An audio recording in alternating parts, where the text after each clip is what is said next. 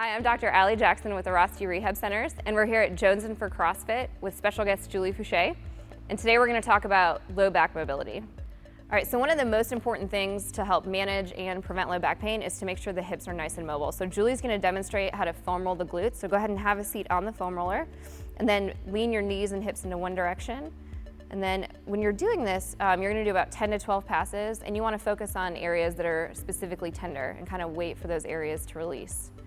Now, a variation on this is, Julie, go ahead and cross your ankle over your knee and lean in that same direction. And what this does is it stretches the glute tissue out and allows you to get a little bit deeper into that tissue.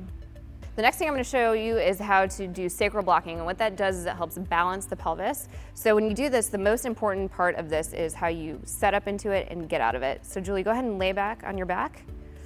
And you want to make sure this foam roller always starts underneath the knees, and what you're going to do is just roll it up underneath your SI joint or sacroiliac joint.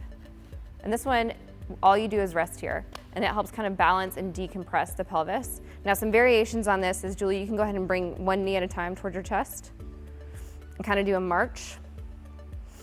And if that feels good, you can also bring both knees toward your chest and kind of hug your knees toward your chest. And you can stay in this position for 2 to 3 minutes. Now, when you come out of this, go ahead and bring your legs down. You want to make sure you roll the foam roller underneath your knees first and then sit up to prevent overextension of your lumbar spine. So this next stretch that Julie's going to demonstrate is called the Pretzel Stretch.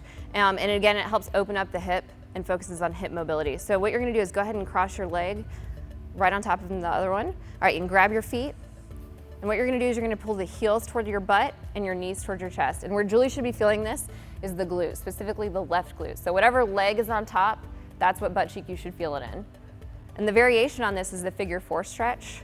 So what you're going to do is just cross your ankle over your knee, then you're going to grab your thigh just like Julie's doing, and you're going to pull it towards your chest.